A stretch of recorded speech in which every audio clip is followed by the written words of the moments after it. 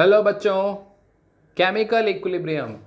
अब आप पढ़ते पढ़ते मैच्योर हो गए हो और अब ऐसे चैप्टर में आप पहुंच गए हो जहां पुरानी सारी चीज़ें इस्तेमाल हो सकती हैं, राइट।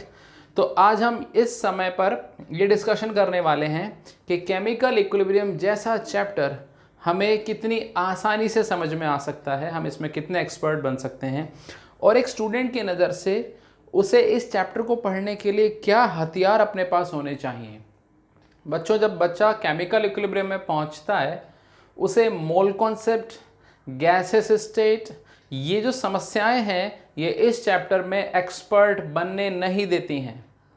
आप देखेंगे केमिकल इक्विलिब्रियम की जो मेजर हर्डल्स हैं वो पुराने मोल कॉन्सेप्ट और गैस स्टेट चैप्टर की कमियां ही होती हैं।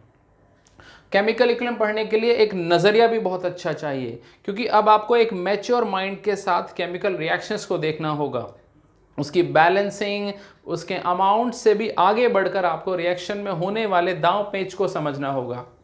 इसके लिए केमिकल इक्विलिब्रियम में जो प्री रेक्विजिट्स हैं, यानी जो पहले से आपको टूल्स और नॉलेज चाहिए, वो क्या है, इस पर हम थोड़ा समय बिता लेते हैं। हम ये सब जानते हैं chemical equilibrium is a study of special types of reactions जो दोनों दिशाओं में हो सकती हैं। They are called reversible reactions, जिसका निशान आप देख सकते हो डबल एरो के साथ दिखाया जाता है। लेफ्ट हैंड साइड में रिएक्टेंट्स होते हैं, राइट हैंड साइड में प्रोडक्ट्स होते हैं और हर एक रिएक्शन के अपने अपने रेट कांस्टेंट्स होते हैं और इसी से जुड़ा है इसका स्टडी। ये रिएक्शन कभी पूरी नहीं हो पाती।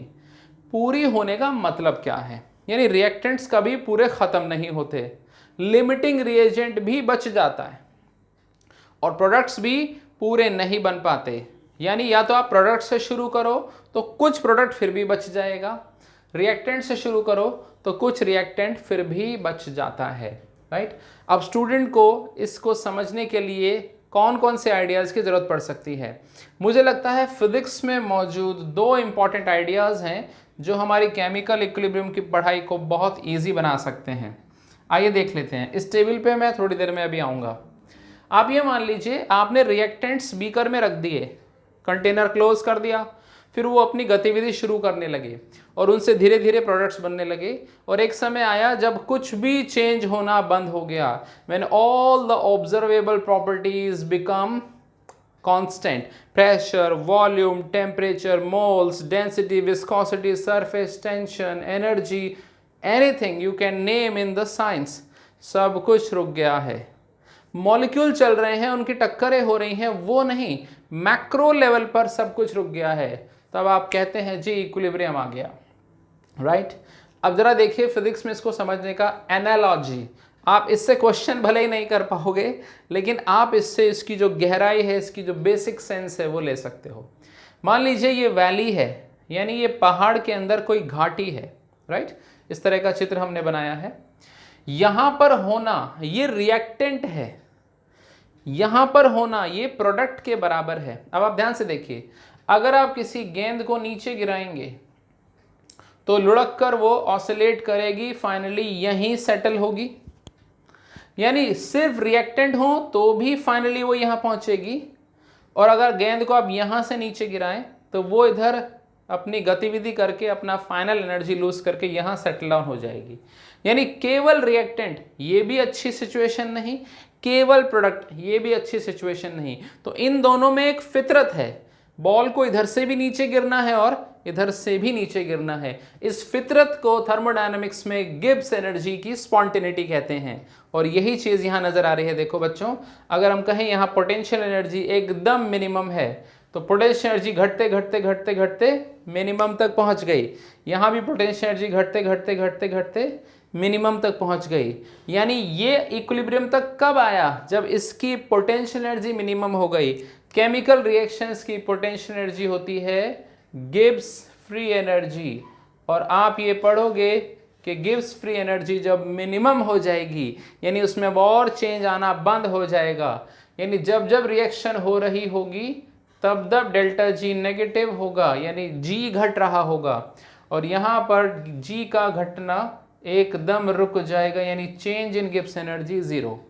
तो फिजिक्स में पोटेंशियल एनर्जी जिस तरह से हमें समझा सकती है कि कोई भी चीज़ कहाँ पहुँचेगी, केमिस्ट्री में रिएक्शंस की एक अपनी एनर्जी है, that is called Gibbs energy. वो हमें इशारा देती है कि केवल रिएक्टेंट हो, ये भी हाई गिब्स एनर्जी सिचुएशन है, केवल प्रोडक्ट हो, ये भी हाई गिब्स एनर्जी सिचुएशन है। दोनों का एक हिसाब किताब हो, यानी दोनों इक्विलिब्रियम पर आ जाएं, तभी हम कहेंगे गिब्स एनर्जी मिनिमम है। तो उधर की तरफ जाने की ही कोशिश रिएक्शन करती रहती है। अब इसमें और बात देखिए, मान लीजिए गेंद यहाँ गिरी हुई है, इक्विलिब्रियम आ चुका, अब आप यहाँ थोड़ा सा स्ट्राइक कर दो तो उछल के वापस जाके फिर नीचे गिरेगी। आप इधर ऐसे स्ट्राइक कर दो तो उछल के वापस नीचे गिरेगी।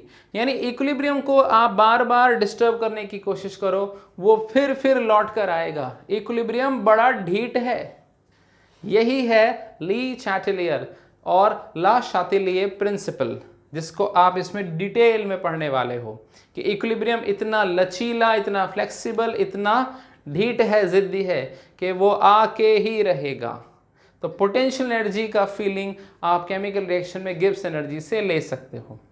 एक और आइडिया है बच्चों फिजिक्स में स्प्रिंग का।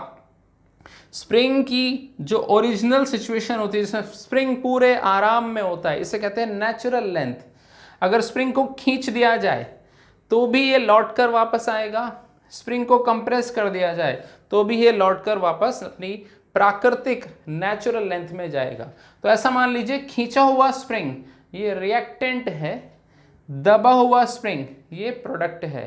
तो रिएक्टेंट प्रोडक्ट दोनों हों, यानी खींचना और दबना जब ये एक साथ हो तो हम कहेंगे स्प्रिंग अपनी नेचुरल पोजीशन में है। और अगर आप इसको और दबाएं, यानी आप इसको प्रोडक्ट की तरफ ले जाएं तो फिर ये इधर आएगा, और आप इसको खींचें यानी इधर ले जाएं तो ये लौट के फिर से इधर आएगा। तो आप देखेंगे स्प्रिंग के अंदर जो पोटेंशियल एनर्जी आप फिजिक्स में पढ़ते हो हाफ के एक्स स्क्वायर, वो भी यहाँ पर एक गिब्स एनर्जी की फीलिंग ले रही है। तो यहाँ की गिब्स एनर्जी स्प्रिंग के अंदर छुपी हुई पोटेंशियल एनर्जी के बराबर है। तो स्प्रिंग कब आराम में आता है? जब उसके अंदर कोई स्ट्रेच और कोई भी कंप्रेशन नहीं होता। और इसमें ली चैटलर प्रिंसिपल साफ दिख रहा है कि you can change it and it will come back here, right. अब इस टेबल में आते हैं। बच्चों को ये चीज़ समझनी चाहिए ध्यान से, अक्सर सवाल रिएक्टेंट से शुरू होंगे और प्रोडक्ट्स उसमें नहीं होंगे। तो आपको ये आना चाहिए रिएक्टेंट्स में आप कुछ हिस्सा घटा देंगे तो x is the amount consumed, और यहाँ आप x ज़रूर लिखेंगे, लेकिन रिएक्टेंट का कोफिशिएंट डिनोमिनेटर में और प्रोडक्ट का कोफिशिएंट न्यूमरेटर में पक्के से लिखना मत भूलना। जिन बच्चों को ये टेबल बनानी आती है उनका आधे से ज़्यादा केमिकल इक्विलिब्रियम सफल हो गया। मैक्सिमम स्टूडेंट मैंने देखा है क्लासेस में यही नहीं लिख पाते और सोचते हैं उन्हें इक्विलिब्रियम नहीं आ रहा या ये मास्टर जी नहीं पढ़ा पा रहे। वो खैर उनकी अपनी सोच है।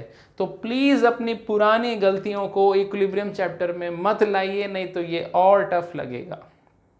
ओके, आपको क्या क्या टूल्स चाहिए सीखते जाओ। आप अपनी स्टोइकियोमेट्री को अच्छे से दुरुस्त कर लो, राइट। यानी बैलेंसिंग आपको आए, रिएक्टेंट से प्रोडक्ट निकालना आपको आए, प्रोडक्ट से वापस रिएक्टेंट में जाए तो कितने मोल बनेगा, ये सब आपको आना चाहिए। पी और क्यू की कहानी, राइट।